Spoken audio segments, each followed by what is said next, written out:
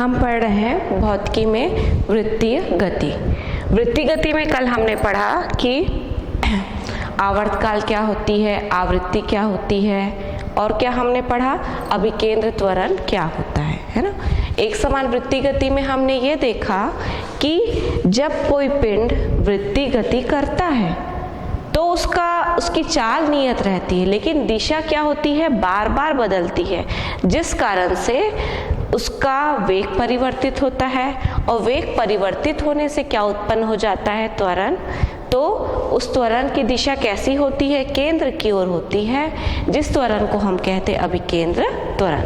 आज हम पढ़ेंगे अभिकेंद्र बल के बारे में।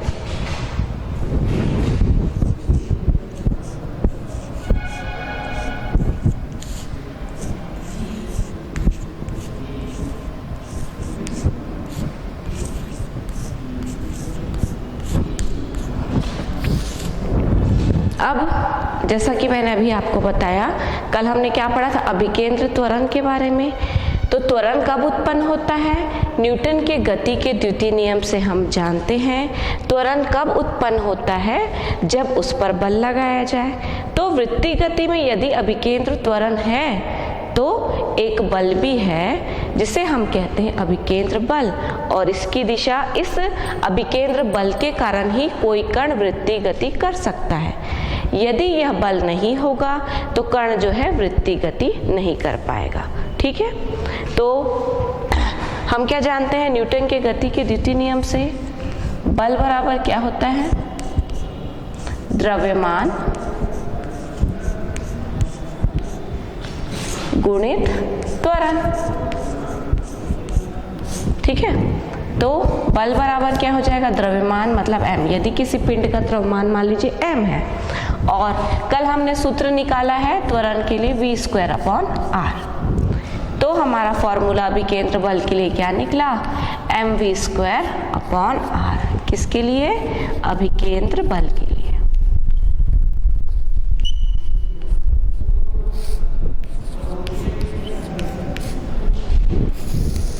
mv²/r, जहां पर m क्या है, कण का द्रव्यमान, r क्या है, वह वृत्तीय पथ जिसमें वो वृत्तीय पथ की त्रिज्या जिसमें वो गति कर रहा है, v क्या है, उसकी चाल।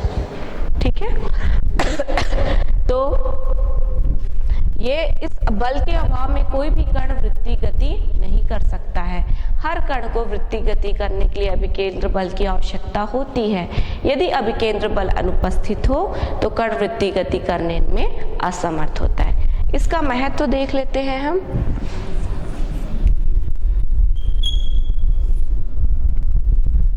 आपने देखा है, ये खेल में बहुत सारे बच्चे करते हैं। क्या करते हैं, एक रस्सी ले ली, रस्सी लेने के बाद एक सिरे में एक पत्थर बांध दिया, उसके बाद उसको गोल गोल घुमाया। ठीक है, तो जो पत्थर क्या है, वृत्तीय गति कर रहा है, और वृत्तीय गति करने के लिए मैंने अभी बताया किसकी आवश्यकता होती है, अभिकेंद्र बल की। तो वो अभिकेंद्र बल उसको कहाँ से मिलता है, जो डोरी है जिससे वो बंधा हुआ है उसमें तनाव के माध्यम से मिलता है। ये मान लीजिए उस पिंड का द्रव्यमान है m, कण जो भी हमने उससे बांधा है वो कैसी गति कर रहा है, घुमाने पर गोल गोल वृत्तीय गति कर रहा है पिंड हमारा। सॉरी, गलत चित्र बन गया।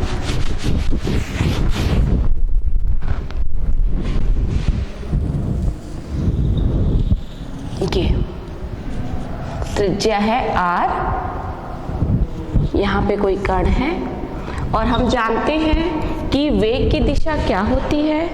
किसी भी परिवृत्त की परिधि में कण जो है गति कर रहा है ना, तो उसकी दिशा कहाँ कैसी होगी, उस पर जो हम स्पर्श रेखा खींचे वही क्या होगी, वेग की दिशा होती है।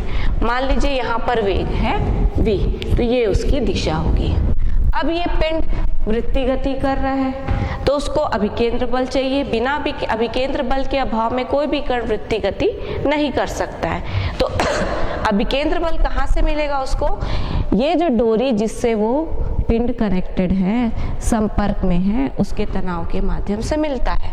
यदि मान लीजिए डोरी टूट गई, डोरी टूट गई मतलब उसको मिलने वाला अभिकेंद्र बल क्या हो गया, समाप्त हो गया। इस स्थिति में जो भी पिंड वृत्तीय गति करता है वो स्पर्श रेखा की दिशा में जाकर गिर जाएगा, वो वृत्तीय गति नहीं कर पाएगा। तो अभिकेंद्र बल वृत्तीय गति करने के लिए बहुत ही आवश्यक है। एक चीज आपने और देखी होगी, मड गार्ड, है ना, साइकिल या फिर बाइक या फिर कार में मड गार्ड लगे रहते हैं। क्यों लगे रहते हैं? जब उसका चक्का जो है कीचड़ या रेत में जाता है तो वो किस में, टायर में चिपक जाते हैं और टायर कैसे घूम रहा है, वृत्तीय गति कर रहा है और उसमें धूल के कण, कीचड़ के कण चिपक गए। अगर वो उनको भी वृत्तीय गति करना है तो उनको किसकी आवश्यकता है, अभिकेंद्र बल की। पर अभिकेंद्र बल तो उनके पास नहीं है, अभिकेंद्र बल नहीं है तो जैसा मैंने आपको बताया वो क्या होंगे, जो गति की दिशा है उसमें स्पर्श रेखा की दिशा में वो क्या हो जाएंगे, दूर चले जाएंगे। और इसी से बचने के लिए चक्के में यहाँ पर क्या लगा रहता है, मड गार्ड लगा रहता है ताकि वो उधर ना छिड़के। वो वृत्तीय गति कर ही नहीं सकते कि उनको अभिकेंद्र बल नहीं मिलता है। तो ये तो हमने जाना अभिकेंद्र बल क्या होता है, उसके लिए फॉर्मूला हमने देखा mv²/r और इसका क्या महत्व है ये भी हमने देखा। अब एक आंकिक प्रश्न हम हल कर ले।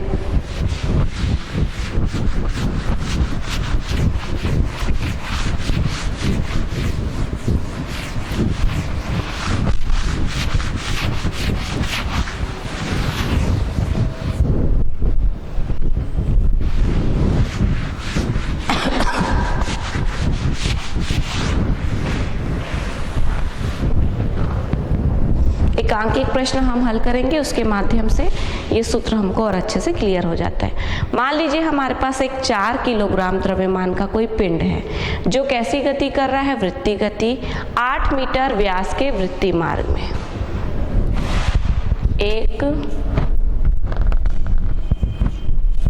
4 किलोग्राम द्रव्यमान का पिंड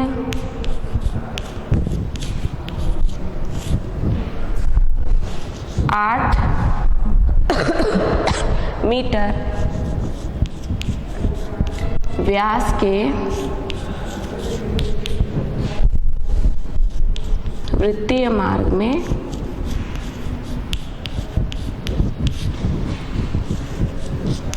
600 मीटर पर मिनट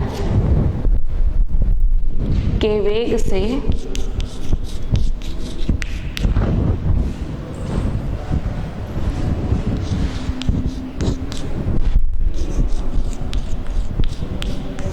वृत्तीय गति कर रहा है।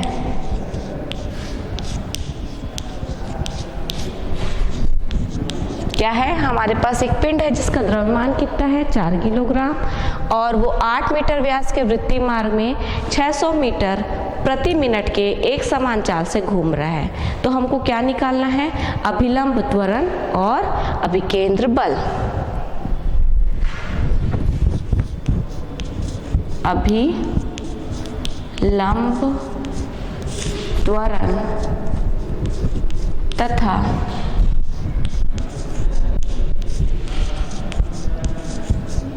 अभिकेंद्र बल ज्ञात कीजिए।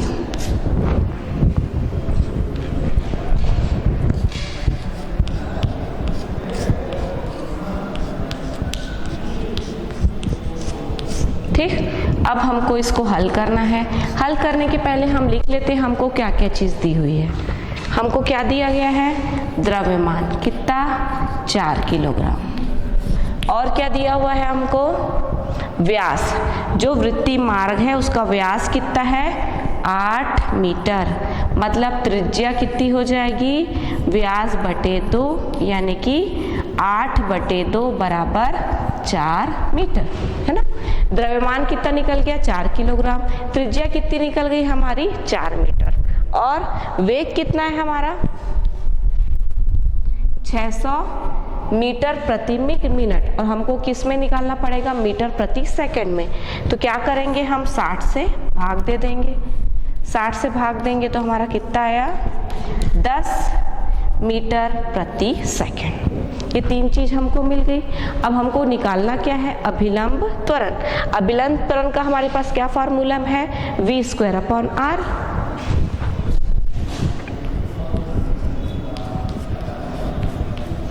अभिलंब त्वरण v²/r। v कितना है हमारा 10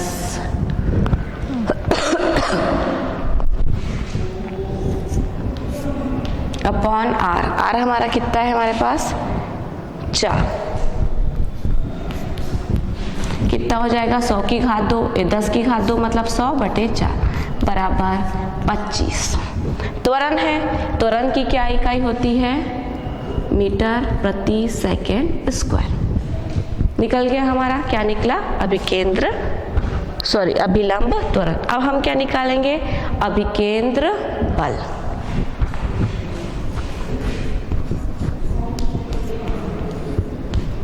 अभिकेंद्र बल। अभिकेंद्र बल के लिए हमारे पास क्या फॉर्मूला है, अभी हमने निकाला था mv²/r। v²/r की वैल्यू हमने निकाली है 25 और m की वैल्यू कितनी है 4। तो 4 गुणित 25 बराबर कितना हो जाएगा 100 न्यूटन। बल की इकाई क्या होती है, न्यूटन। तो हमारा अभिकेंद्र त्वरण निकला 25 मीटर पर सेकेंड स्क्वायर और हमारा अभिकेंद्र बल निकला 100 न्यूटन। ठीक है, ये हमने एक अंकित प्रश्न हल किया जिससे हमने जो दो चीजें निकाली थी, क्या क्या निकाली थी, त्वरण के लिए व्यंजक और अभिकेंद्र बल के लिए व्यंजक। तो अंकित प्रश्न के माध्यम से हमने उसको हल करके देख लिया।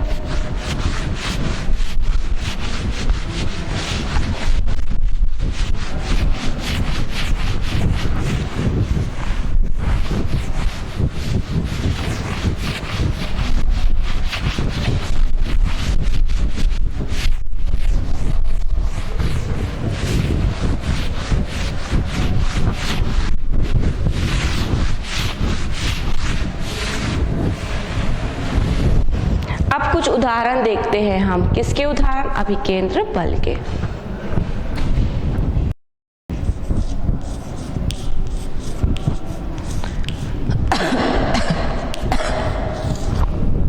क्या देखेंगे हम, अभिकेंद्र बल के उदाहरण।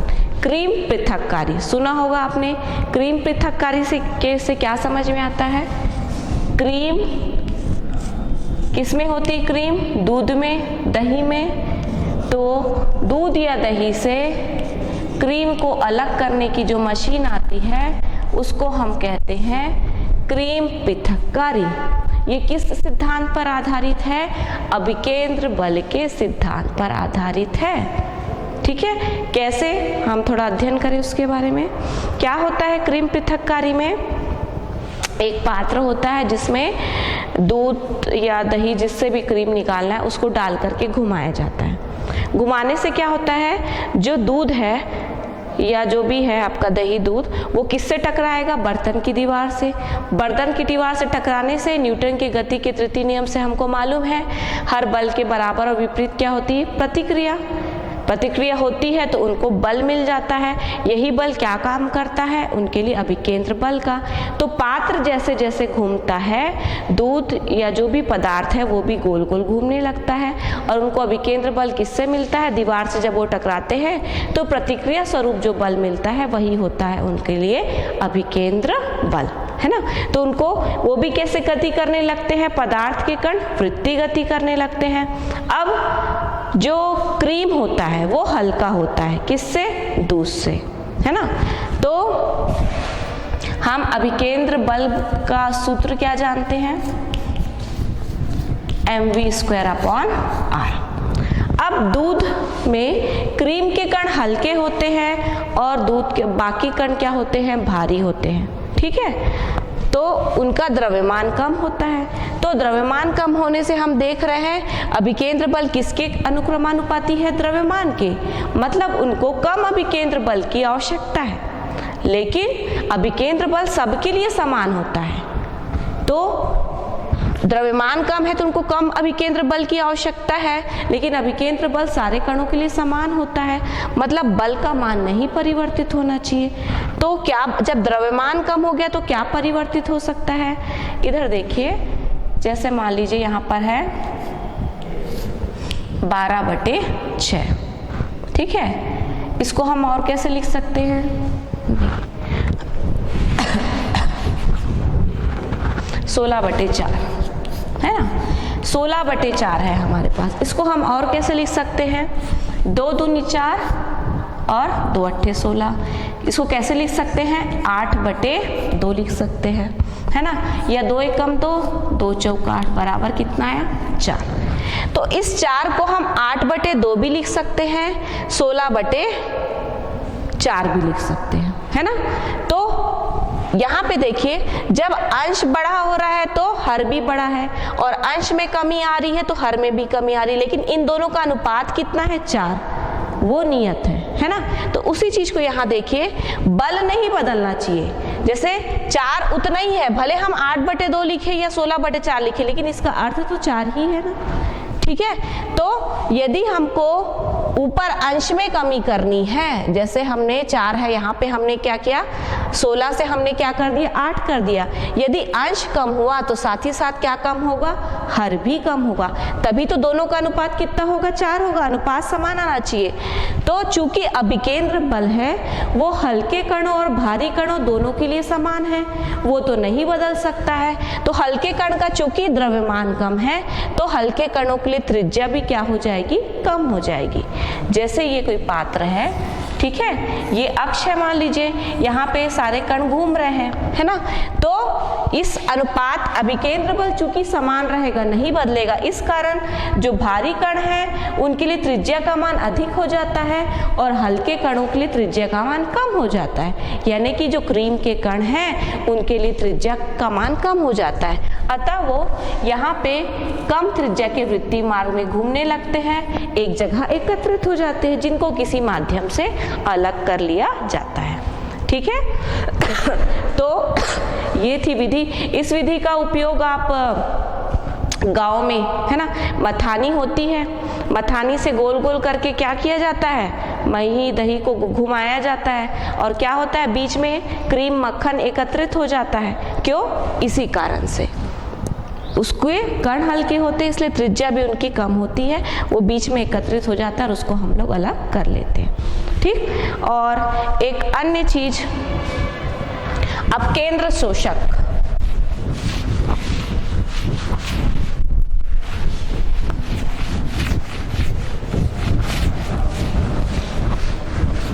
एक अन्य उदाहरण इसका हम ले, अपकेंद्र शोषक।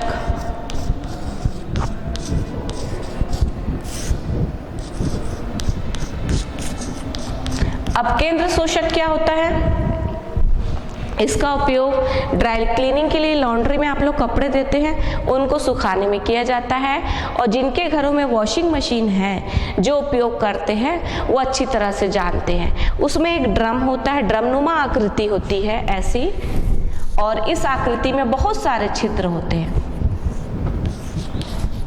अब चाहे ड्रायर, जो आपके वॉशिंग मशीन में जो ड्रायर वाला भाग होता है वो ऐसा ही होता है, एक ड्रम नुमा आकृति में बहुत सारे छिद्र होते हैं और इस ड्रम को तेजी से घुमाया जाता है। तो जो कपड़ा है वो क्या होता है? इसकी दीवार से टकराता है, दीवार से टकराने से क्या होता है? प्रतिक्रिया बल के फलस्वरूप उसको क्या मिल जाता है?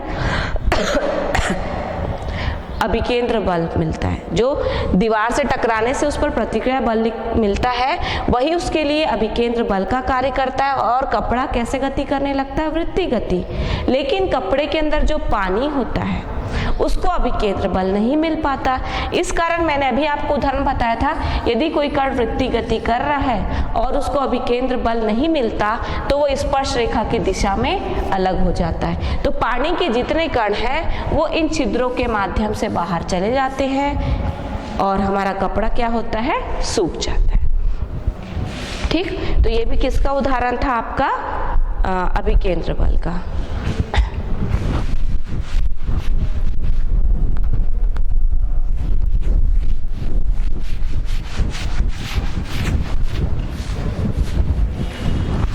अब आप ने देखा होगा कई बार कि अपन किसी छोटे से, ये खेल खेल में बहुत सारे प्रयोग आपने किए होंगे, एक छोटे से बाल्टी है, उसमें हमने क्या भर लिया, पानी, और उसको गोल गोल घुमा रहे हैं, ठीक। एक स्थिति ऐसी आती है बाल्टी ऊपर है, उसमें पानी भी भरा है, लेकिन वो गिरता नहीं है। क्यों नहीं गिरता? उसमें भी जो सिद्धांत लागू होता है उसको हम समझने की कोशिश करते हैं।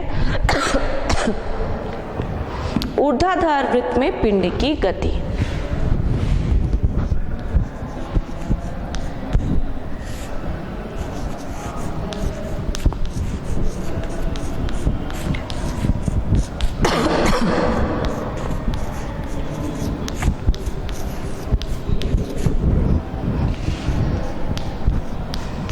ऊर्ध्वाधर वृत्त में पिंड की गति।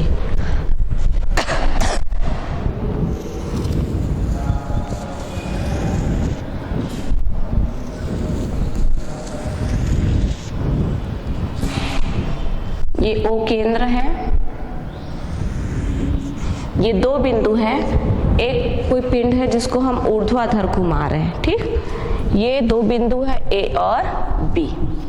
A इस पिंड की उच्चतम स्थिति और B क्या है, इस पिंड की निम्नतम स्थिति, ठीक। और पिंड का द्रव्यमान हम मान रहे हैं कितना है, स्मॉल m है। और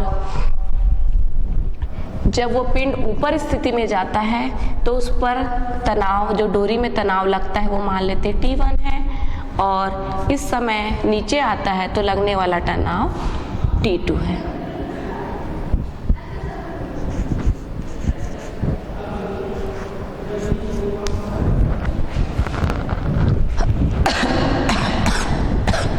अब हम जो है उस पिंड को, जिसका द्रव्यमान स्मॉल m है, एक डोरी से बांध करके ऊर्ध्वाधर में घुमा रहे हैं। किस त्रिज्या में, r त्रिज्या। इस मार्ग की त्रिज्या है r त्रिज्या के वृत्तीय पथ में हम घुमा रहे हैं, ठीक। अब इस पिंड को घूमने के लिए वृत्तीय गति में किसकी आवश्यकता होती है, अभिकेंद्र बल की आवश्यकता होती है। तो उसी के बारे में हम अध्ययन करेंगे। यहाँ देखिए, इस वृत्ताकार मार्ग का उच्चतम बिंदु A, इस स्थिति में क्या होता है, पिंड पर दो बल लग रहे हैं। पहला तो द्रव्यमान नीचे की ओर, दूसरा इस डोरी के माध्यम से तनाव लग रहा है, वो भी किस ओर लग रहा है, नीचे की ओर। तो ये दोनों बल मिल करके पिंड को गति करने के लिए क्या प्रदान करेंगे, अभिकेंद्र बल प्रदान करेंगे। मान लेते हैं यहाँ पर वेग है v1 और यहाँ पर वेग है v2। तो इस स्थिति में अभिकेंद्र बल कौन प्रदान कर रहा है, पिंड का भार और तनाव T दोनों कैसे कार्य कर रहे हैं, ऊर्ध्वाधर नीचे की ओर। तो वो किसके बराबर होगा, अभिकेंद्र बल के बराबर होगा, ठीक। तो बिंदु A पर क्या होगा, देखिए,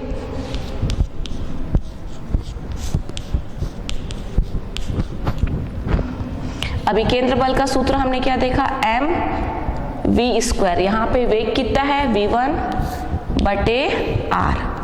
ये अभिकेंद्र बल उस पिंड को कहाँ से मिल रहा है, भार mg प्लस तनाव T1, समीकरण 1। अब मान लेते हैं, हमको यहाँ से क्या स्पष्ट है, वेग यानी कि पिंड का वेग किसके अनुक्रमानुपाती है, T1 के, तनाव के। तो जैसे जैसे वेग को हम कम करते जाए, तनाव भी क्या होगा, कम होगा। एक स्थिति ऐसी आती है कि वेग के एक निश्चित मान के लिए तनाव हो जाता है 0, और वेग के इसी मान को हम कहते हैं क्रांतिक वेग, और उसको प्रदर्शित करते हैं Vc से। जब क्या हो जाएगा, T क्या हो जाएगा, 0। इस समीकरण में मार्क रख दे कि, और क्रांतिक वेग क्या है हमारा, फिर से बता दूं, वेग का वह मान जब जिसके लिए तनाव T कितना हो जाए, 0 हो जाए, उस वेग को हम कहते हैं क्रांतिक वेग। इसमें मान रख देंगे हम mvc² बटे r बराबर mg। t को हमने क्या रख दिया, 0 रख दिया है, ठीक है। mm कट गया, VC स्क्वायर बराबर GR हो गया, या V बराबर हो गया वर्गमूल GR। तो जब तनाव 0 हो जाए तो इसको अभिकेंद्र बल किसके माध्यम से मिलता है, पिंड को उसके भार के माध्यम से मिलता है।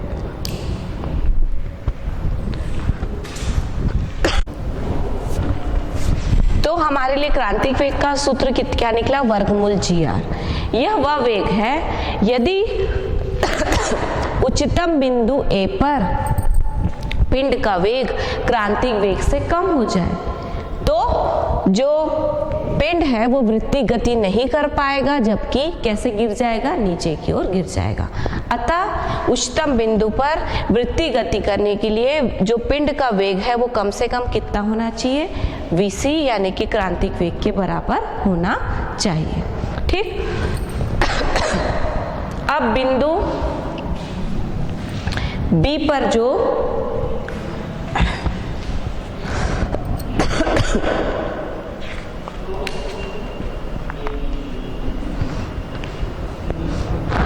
मान लेते हैं यहाँ पर हमने वेग कितना माना है, V1, और बिंदु P पर हम मान लेते हैं वेग कितना है, V2, ठीक। तो ऊर्जा संरक्षण के नियम से क्या होता है,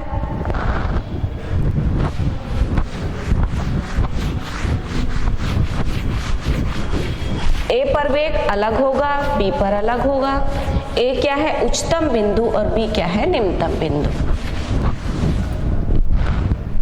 तो B पर वेग V2 हो तो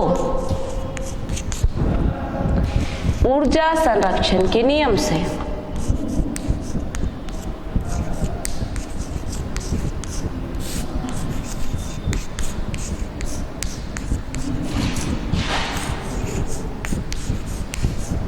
क्या होगा, ऊर्जा संरक्षण के नियम से B पर गतिज ऊर्जा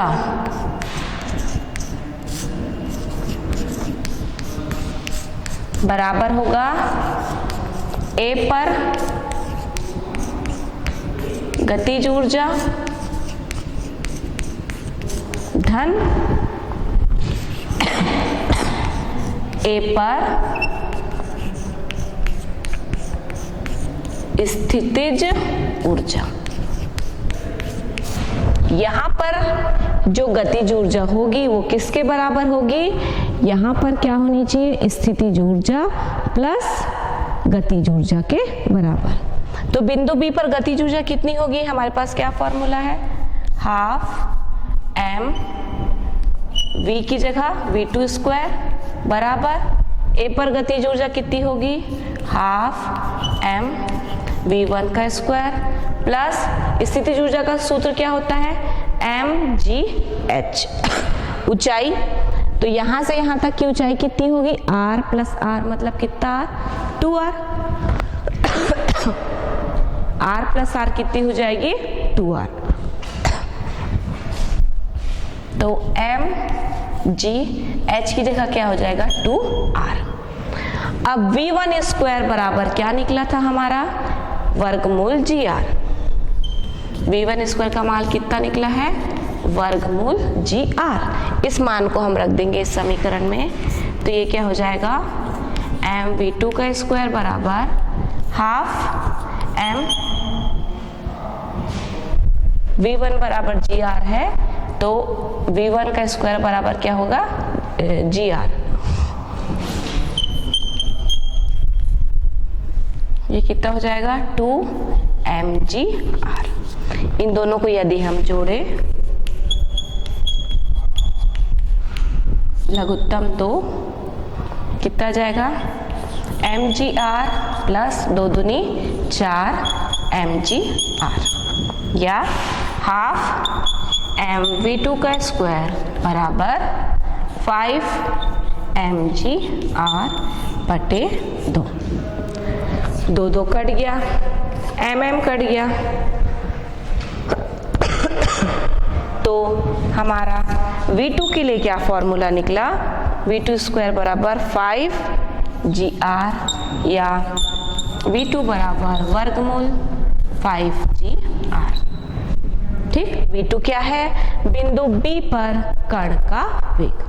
ठीक है, तो यदि बिंदु B पर यानी कि निम्नतम बिंदु पर जो वेग है वो 5gr से वर्गमूल 5gr से कम हो तो क्या हो जाएगा? बिंदु A पर वेग किससे कम हो जाएगा? वर्गमूल gr से कम होगा, और कम होने के कारण क्या होगा? पिंड जो है वृत्तीय गति नहीं कर पाएगा, क्या हो जाएगा? गिर जाएगा। ठीक है,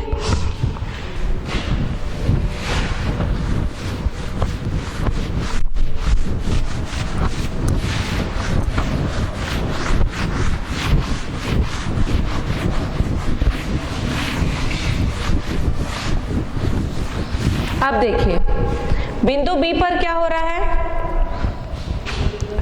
जो तनाव है वो किस ओर कार्य कर रहा है? ऊपर की ओर। और भार किस ओर कार्य करेगा? नीचे की ओर, है ना?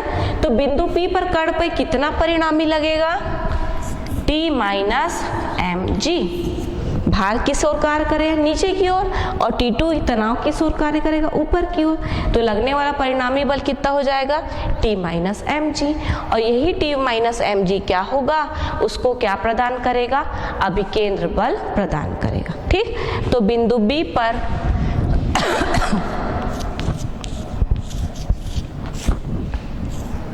तो B पर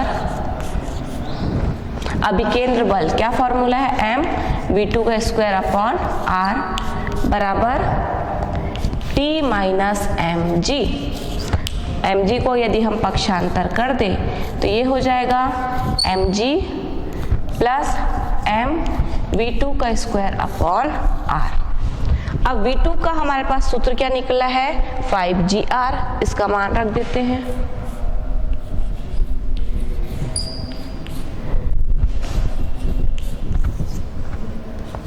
5gr। r कट गया, mg 5mg कितना हो गया? 6mg। ये किसका मान निकल रहा है? सॉरी, यहाँ पे T2। T2 क्या है? पिंड पर लगने वाला तनाव। ठीक, तो इससे हमको क्या पता चलता है कि यदि जब पिंड वृत्तीय गति कर रहा है और यदि बिंदु A पर तनाव 0 है तो बिंदु B पर तनाव कितना हो जाएगा? भार का 6 गुना हो जाता है। हमने देखा तनाव के लिए सूत्र निकाला 6mg।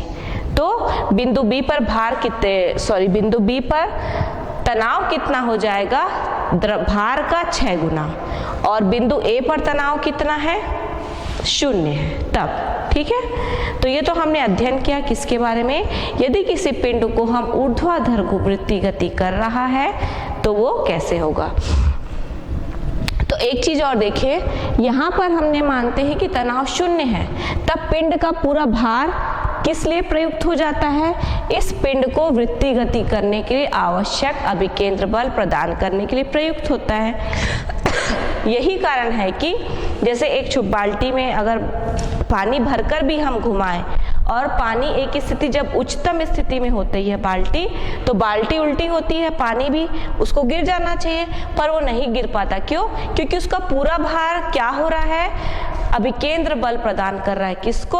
उस पिंड को, यानी कि बाल्टी, जो पिंड पानी सहित जो बाल्टी है हमारा पिंड है। ठीक है, जब वो उच्चतम बिंदु पर भी है तो वहां पे वो क्या कर रहा है? उसको अभिकेंद्र का बल प्रदान कर रहा है, जिस वजह से वो पानी उल्टा होते हुए भी नीचे नहीं गिर पाता है। ठीक, कारण बताओ। मैं इसमें 2 या 3 नंबर का क्वेश्चन पूछा जा सकता है कि ऐसा क्या होता है कि बाल्टी ऊपर है और पानी नीचे क्यों नहीं गिर पा रहा है जब हम उसको ऊर्ध्वाधर घुमाते हैं? तो यही कारण है, क्योंकि उस पूरा भार कहाँ प्रयुक्त हो रहा है? उसको अभिकेंद्र बल देने में प्रयुक्त हो रहा है।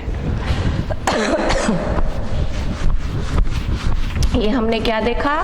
किसी पिंड को यदि हम ऊर्ध्वाधर में घुमाते हैं तो उच्चतम बिंदु पर वेग कैसा होगा? तनाव कैसा होगा?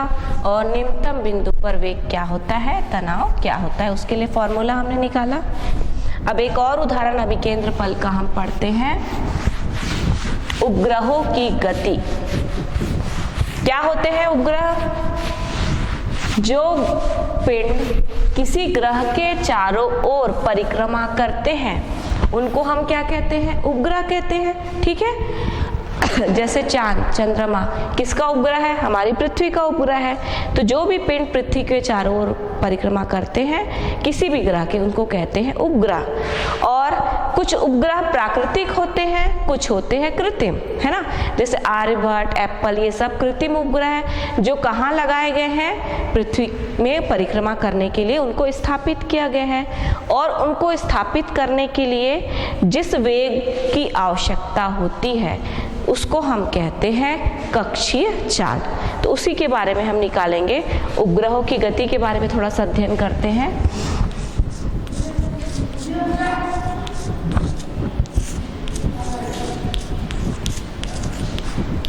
उपग्रहों की गति, मान लीजिए ये पृथ्वी है जिसका द्रव्यमान है कैपिटल M। इसके चारों ओर एक उपग्रह परिक्रमा कर रहा है, उसका द्रव्यमान है स्मॉल m। ठीक, पृथ्वी के सतह से उसकी ऊंचाई है मान लीजिए h, और पृथ्वी के केंद्र से उसकी दूरी मान लेते हैं r है। पृथ्वी के केंद्र से उसकी दूरी r है और पृथ्वी की सतह से उसकी ऊंचाई जो है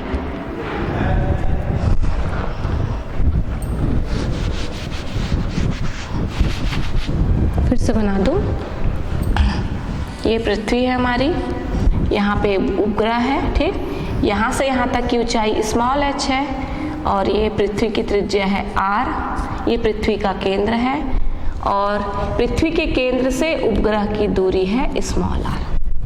ठीक, और इसका वेग है v।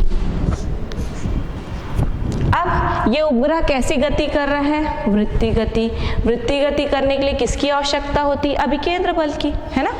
तो अब इस उपग्रह को अभिकेंद्र बल कहाँ से मिलता है?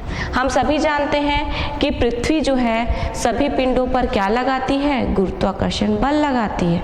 तो इस उपग्रह को अब वृत्तीय गति करने के लिए जो बल की आवश्यकता होती है यानी कि अभिकेंद्र बल, वो कहाँ से मिलता है? इसको पृथ्वी द्वारा आरोपित गुरुत्वाकर्षण बल से।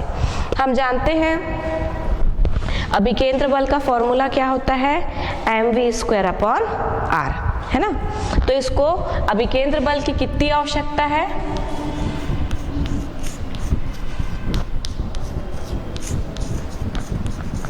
कितना अभिकेंद्र बल चाहिए इसको? mv²/r, जहां m क्या है? पिंड का द्रव्यमान, उपग्रह का, v उसका वेग है और r पृथ्वी के केंद्र से उसकी दूरी। और हम ये भी जानते हैं कि पृथ्वी द्वारा आरोपित गुरुत्वाकर्षण बल कितना होता है।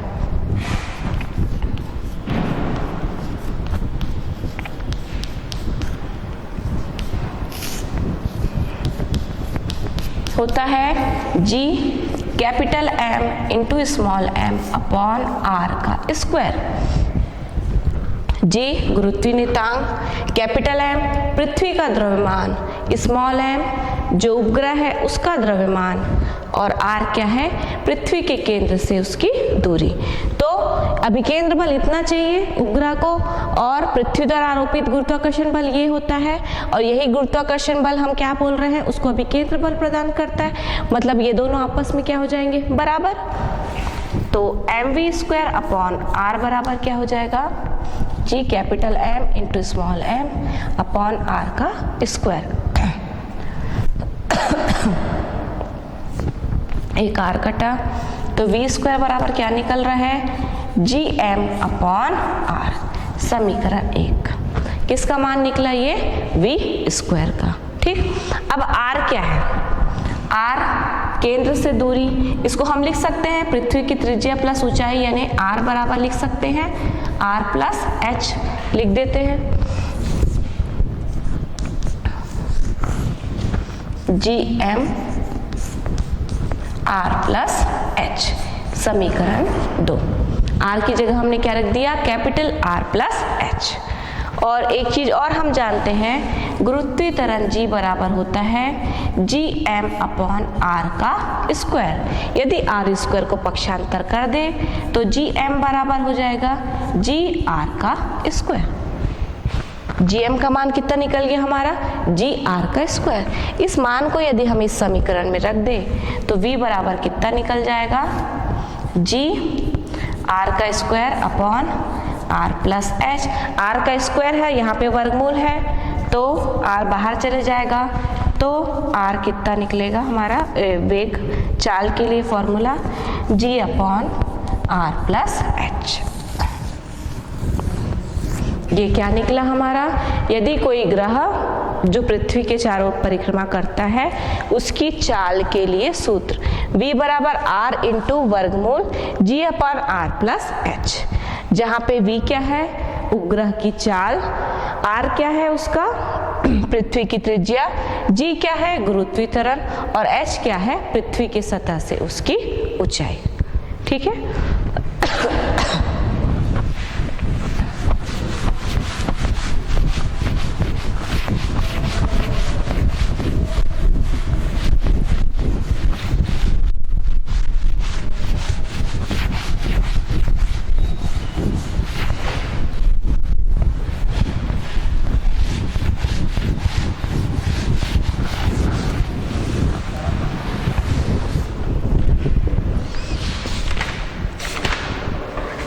एकांकिक प्रश्न हम हल करते हैं।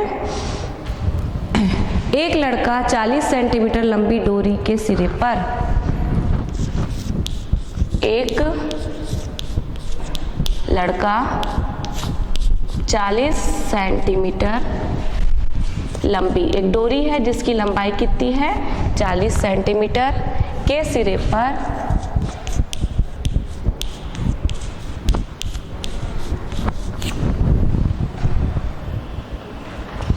0.5 किलोग्राम द्रव्यमान का पत्थर बांधकर उसे ऊर्ध्वाधर में घुमाता है।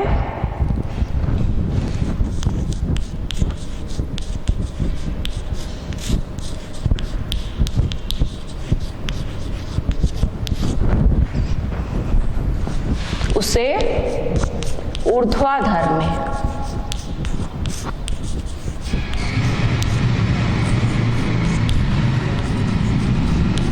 घुमाता है और वृत्त के निम्नतम बिंदु पर पत्थर की चाल, वृत्त के निम्नतम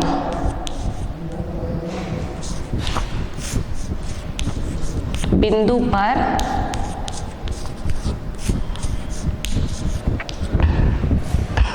चाल कितनी है, चाल 3 मीटर सेकेंड है। इस बिंदु पर तनाव ज्ञात कीजिए, यानी कि निम्नतम बिंदु पर हमको क्या ज्ञात करना है, तनाव।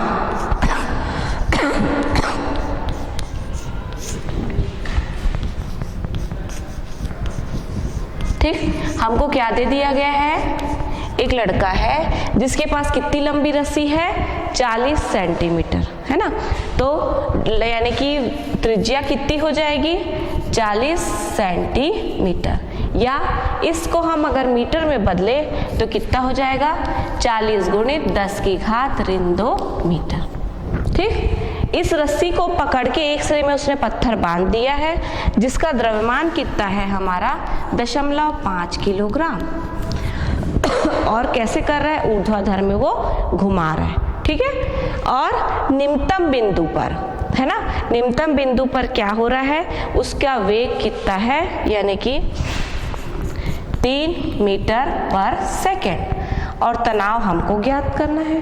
हम जानते हैं निम्नतम बिंदु पर तनाव कितना होगा, T2 वाला फॉर्मूला हमने निकाला था, T2 माइनस mg बराबर कितना हो जाएगा, निम्नतम बिंदु पर तनाव mv² अपॉन r, है ना, क्योंकि निम्नतम बिंदु पर क्या होता है, तनाव ऊपर की ओर लगता है और भार नीचे की ओर। तो ये सूत्र हम निकला है किसके लिए, अभिकेंद्र बल के लिए। इसको यदि हम पक्षांतर कर दें तो T2 बराबर हो जाएगा हमारा mv² upon r plus mg। अब ये T2 हमको ज्ञात करना है, सबका मान रख देते हैं। द्रव्यमान कितना है 0.5 गुणित V यानी कि क्या है हमारा, V का मान कितना है 3 की घात 2, R कितना है हमारा 40 गुणित 10 की घात ऋण 2 धन M 0.5 और G का मान हम जानते हैं कितना होता है 9.8। ये सबका हमने मान रख दिया। ठीक, अब इसको हल करते हैं। 0.5 गुणित 3 की घात 2 मतलब कितना हो जाएगा 9, और ये 10 की घात ऋण 2 को ऊपर ले जाएंगे तो कितनी हो जाएगी 10 की घात धन 2 बटे नीचे में कितना है 40। 0.5 और 9.8 का गुना कीजिए, कितना आएगा 9.8 गुणित 0.5 गुणा कीजिए, 5 अट्ठे 40 का 0, हाशिल है 4, 5 नहीं है 45, 46, 47, 48, 39। ठीक, इतना आया और 2 अंक के बाद दशमलव, इसलिए यहाँ पे 2 अंक के पास दशमलव। कितना आ गया ये 4.9।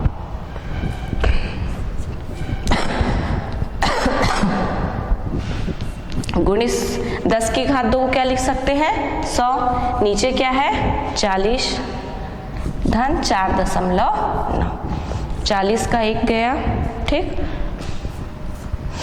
5 को 10 से गुना करेंगे, 0.5 को कितना हो जाएगा 5, और 5 नहीं है कितना होता है 45, तो 45 बटे 4 धन 4.9 बराबर 4 को भाग दीजिए 45 से, 4 एकम 4, 4 एकम 4, 4 दूनी 8 धन 4.9।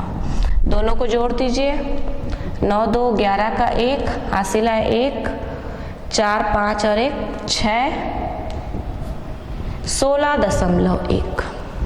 और हम क्या निकाल रहे हैं तनाव, तनाव भी क्या है बल, तो 16.1 हमारा T2 कितना निकला 16.1 न्यूटन। तो आज हमने क्या क्या पढ़ा, आज हमने पढ़ा किस बारे में, अभिकेंद्र बल के बारे में। पिछली कक्षा में हमने पढ़ा था त्वरण, तो त्वरण है इसलिए क्या होगा अभिकेंद्र बल।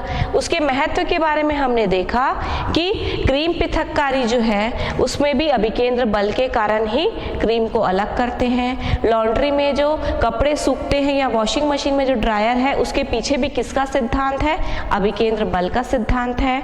और एक चीज हमने अधिकतर देखा है, बाल्टी में पानी भर के यदि उसको हम ऊर्ध्वाधर घुमाएं तो उच्चतम मतलब एक स्थिति में ऐसी आती है बाल्टी उल्टी हो गई है, उसमें पानी भरा है फिर भी नहीं गिरता है, उसको भी हमने यहाँ समझा कि वो कैसे होता है। और क्या निकाला हमने, किसी भी उपग्रह को जब वो वृत्तीय गति करता है तो उसके लिए कितनी कक्षीय चाल कितनी होनी चाहिए, और कुछ आंकिक प्रश्नों को हमने हल किया। इसके साथ ही हमारी आज की कक्षा यहीं समाप्त होती है। धन्यवाद।